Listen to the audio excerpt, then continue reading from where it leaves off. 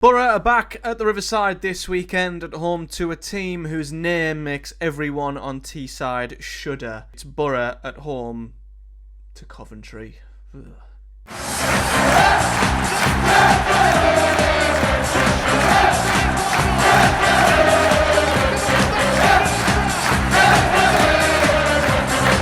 What is up, guys? Welcome back to another Project Boro preview show, and today we are looking ahead to Boro's next game in the Championship at home at the weekend.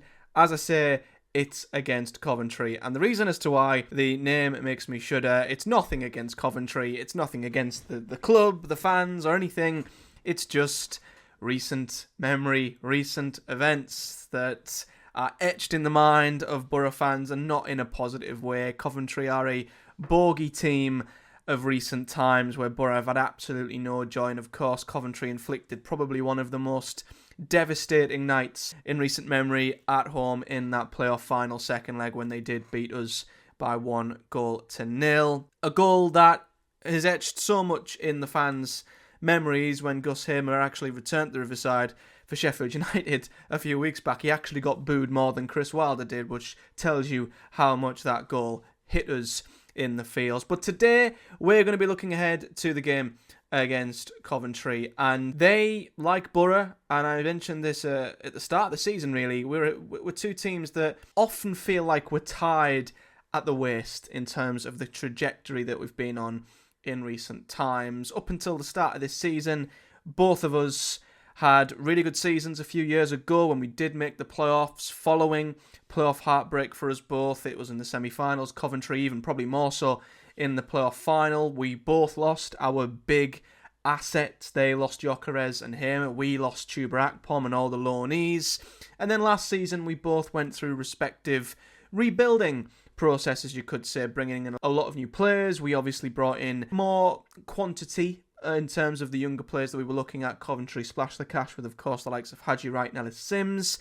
And both of us started terribly last season before having a late run at the playoffs, before we both fell short. So we've literally followed each other over the last few years up until this point where, again, going into this season, we were both really fancied. And I personally thought we would both be right up there top two because, you know, I thought out of all the teams that had either failed in the playoffs last season or the teams who'd left this league behind and gone up, I felt like Boro and Coventry were the two that had the most settled squads, who were in the best position to take what we already had, improve it, and really kick on this season. It's safe to say neither of us have quite lived up to the billing, but Coventry haven't more so, and that's a big surprise. We're both notably slow starters in the last few seasons, but we've started respectably well, albeit nowhere near as well as we should have done. But Coventry have underperformed unbelievably this season, so much so that Mark Robins, who is, you know, rightfully a god when it comes to Coventry City and is by far one of the most highly respected and admired managers at this level for his longevity, his job was even under question. That's how bad the start was. But Coventry currently sit in 18th in the Championship, and from their opening 12 they've won 3, drew 3, but lost 6. They've lost half of their opening 12 games, scoring 14, conceding 17, and they've just come off the back of obviously a really big win at home to Luton Town, in the nature of that comeback as well, because without that win they would be down in the bottom 3 currently, which for a team like Coventry with the players they have and the coach they have, it's a travesty. To be honest with you, it's a travesty that they're in 18th, never mind in the relegation zone. But they are coming to the Riverside off the back of a big win, and the manner of the win, the manner of the victory should be the perfect type to galvanise and inject a bit of life into a team. But we thought that many times this season with Coventry, and every time it's looked like their season was about to get going, think they're finally going to have that late start they often do, they've just kept stuttering and stumbling back down again. So is this finally going to be where their season kickstarts and they start going through the gears? We'll have to wait and see. But as I mentioned, that's their league position overall.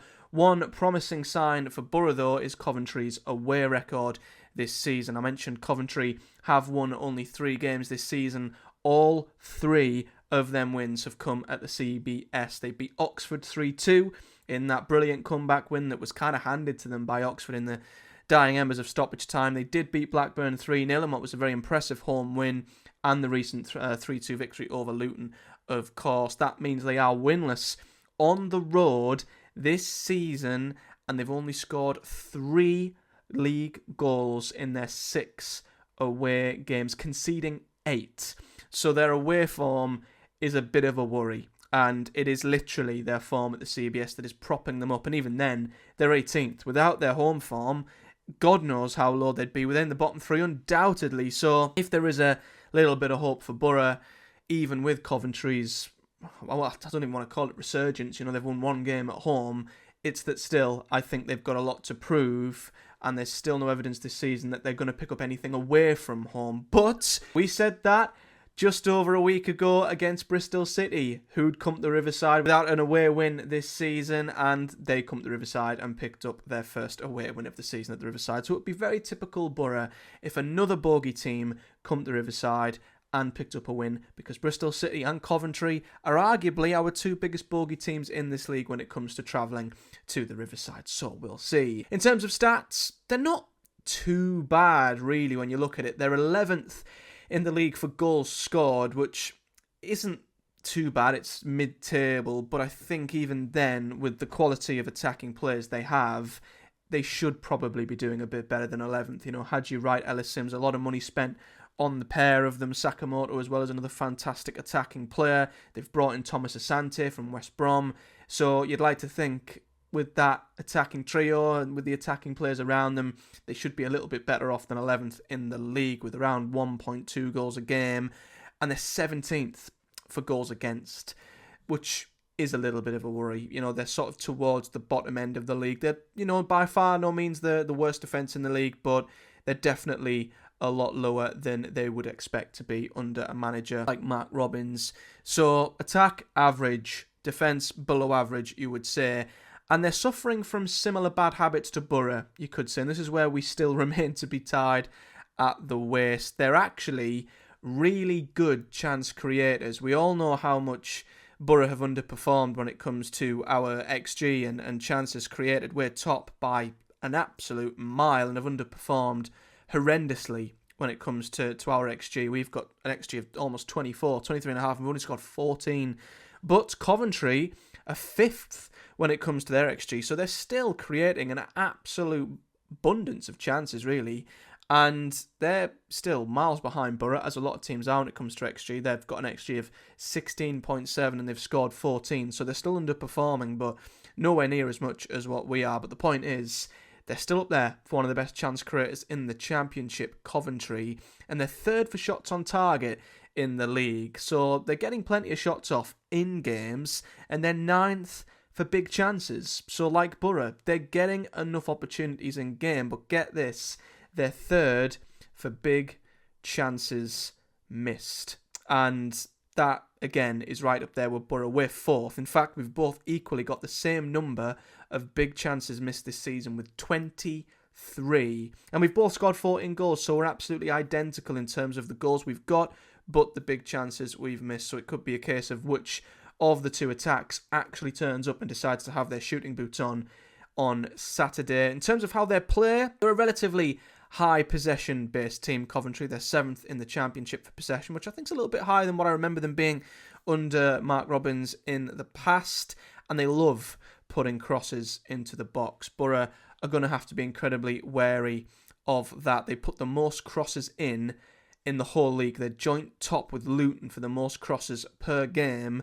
So Boro's fullbacks are going to have to be on it in terms of trying to stop them crosses. And our defence is going to have to defend their box incredibly well, because we need to expect a lot of balls coming into the box throughout the game. I mentioned defensively how they're sort of letting themselves down with their XG against, and it is worth mentioning that they've had only 1 clean sheet this season, which is really poor. But if you look at Coventry's results, they've actually been on the wrong side of quite a few narrow defeats. Most of their defeats this season have actually come via the odd goal. You go back to the start of the season, they lost 1-0 to Norwich, 2-1 to Swansea, 2-1 to Sheffield Wednesday, recently 1-0 to Preston. So even though it looks like they've lost half of their games. I think you can sort of say Coventry have probably been in most games. They've maybe not created enough, and they've been edged out by the opposition who's just been a little bit more clinical. So I still feel like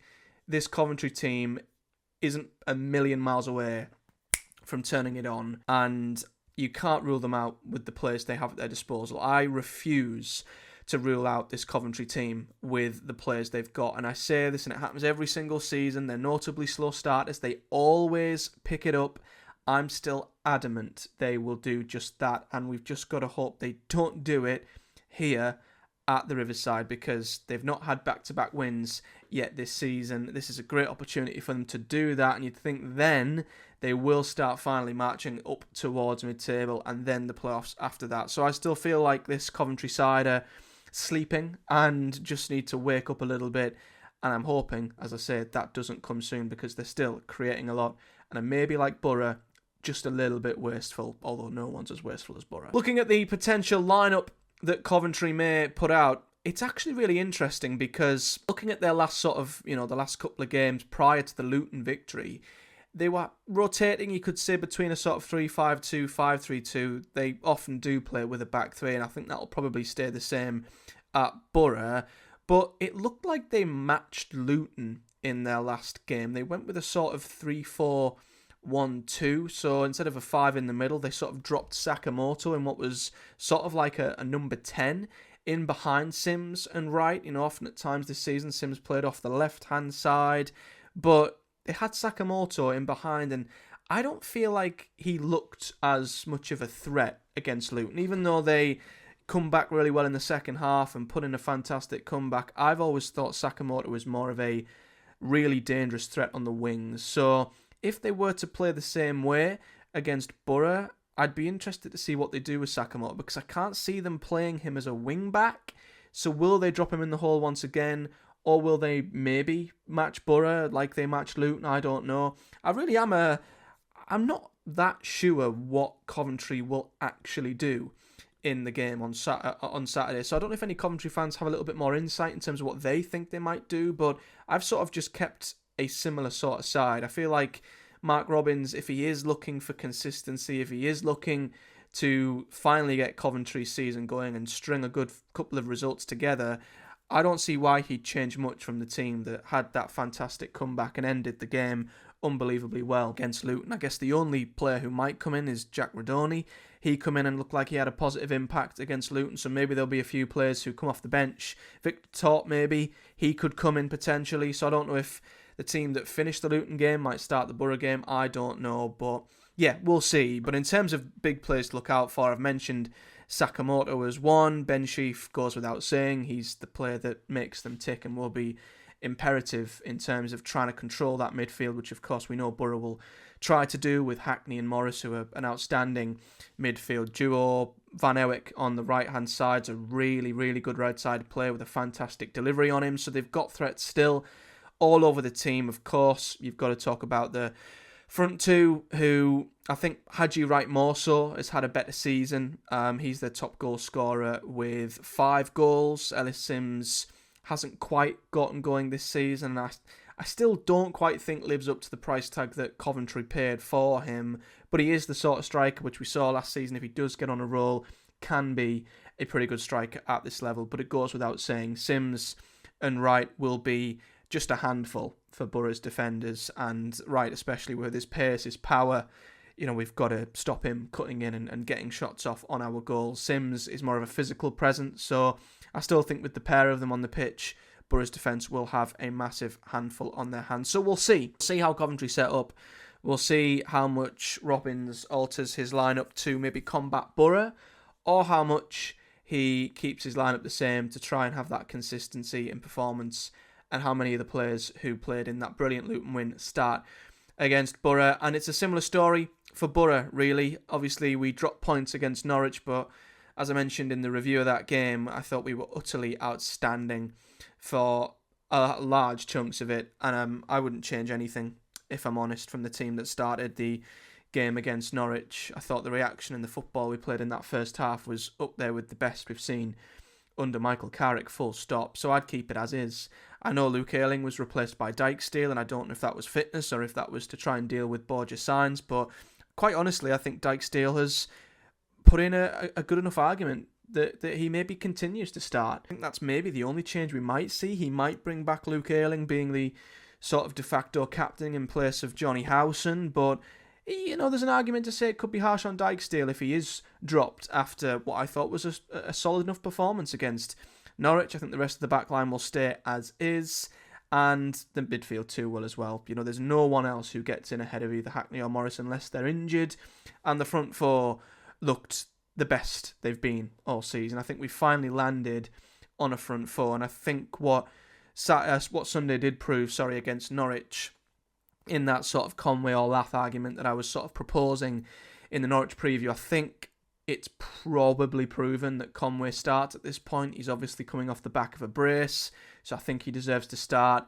And as I said, maybe Lath's place in the squad right now is more of an impact player until he really gets going again. So I'd probably start Tommy Conway and bring Latty Lath off later on in the game to stretch what could be a tired defence. But McGree, Doak, probably the two first names on the team sheet. Azaz as well got a goal at the weekend. So for me, the Boro team doesn't change. And I think other than right back, I'd be shocked if Michael Carrick changed any of it. So looking at the head-to-head, this is where things take a little bit of a negative turn for Boro. And this is what I was sort of trying to avoid and I hinted at early in the video. So since 2010, in the last sort of 14, 15 years, Coventry have had the advantage in this fixture. Boro have had 4 wins to Coventry's 7, with 3 draws in that time. Coventry are unbeaten in their last 6 meetings against Boro. Our last win come in a home match in 2022 in January, which was a narrow 1-0 win. And following that, it's just been despair for Boro in this fixture. It started with a terrible 1-0 defeat at the CBS in the October of 2022, which I think may have been Chris Wilder's last game as Boro boss. That was the nail in the coffin. Since then, we've struggled to beat them at the Riverside. They've picked up draws in the league, obviously the infamous playoff semi-final win. And I'm not even going to talk about our record at the CBS because it's absolutely dreadful. Last season, of course, in the January, albeit I will say Boro were in the midst of a horrid and probably the worst of our injury crisis that season. Coventry come to the Riverside and I think come back from 1-0 down to beat us 3-1 when they were playing pretty well at the time. So yeah, Boro's last 6 meetings, all without a victory against Coventry, who've won 4 of them, and they've scored 6 goals in their last 2 meetings against Boro. If there is one tiny lick of comfort for Boro, before that really horrible playoff semi-final defeat, which I'm not going to mention anymore, Coventry hadn't actually won at Boro since 1993. So even though their recent record against Boro at the Riverside is good, their overall record up here isn't. So let's hope it reverts more back to the historical record at the Riverside and not the recent one. But still, they are a big hoodoo team for Boro, and as I mentioned in the title of this video, Carrick and Robins, I think, it's obvious that Robins has just had Carrick's number every time he's come up against Boro's boss.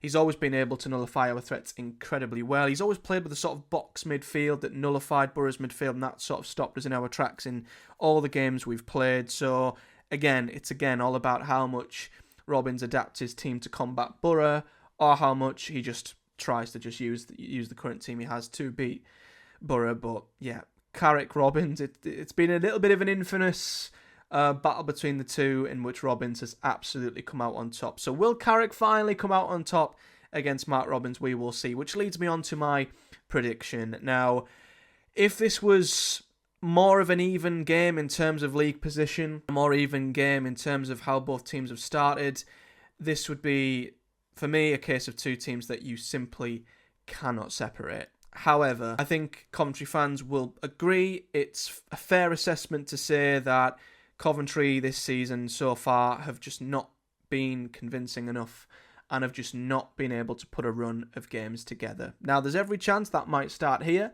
but on evidence so far this season, Coventry have not been able to put back-to-back wins together, and they've also been dismal on the road. So, I am going to back Boro to end their hoodoo against Coventry because we are playing quite well. You know, the last 2 games have been very, very good. As I say, 9 times out of 10, we batter Norwich and we beat them at Carrow Road, the first team to do so in a year. And that half against Norwich was probably the most impressive I've seen Boro under Carrick for a long time. Pair that with the Sheffield United win, where I thought we were very good too. I'd like to hope performance levels are quite high at Boro at the moment, and if we keep being as clinical, and if we are as clinical definitely as we were against Norwich, we should win this game. But listen, we said that against Bristol City, hadn't won away from home, blah blah blah. They come and done a job on us, and we shot ourselves in the foot. So maybe there's nothing to suggest Boro won't do the same again, but I am going to go for an narrow Boro win, and I'm going to say Boro will win by 2 goals to 1. So let me know your thoughts in the comments, your little preview and prediction, your thoughts on both teams, your predicted lineup. I'd be very intrigued to hear from any Coventry fans on what they think their team will be and what they're expecting from their team coming up to the Riverside and what their predictions are. So if you're a Coventry fan, let me know in the comment section below. And as well, if you're a Boro fan or a neutral, let me know your thoughts too. But until the next one, guys, hit a like on the video as it really helps the channel out, and subscribe if you enjoy the content. And hit the bell too so you never miss when a video drops. And if you're listening over on the podcast providers, do give me a like, a rating and a follow over there. But until the next one, guys, I'll be back on Sunday to review what hopefully is a positive result against Coventry for the Boro. But until then, have a good weekend, guys, and I'll see you all in the next one.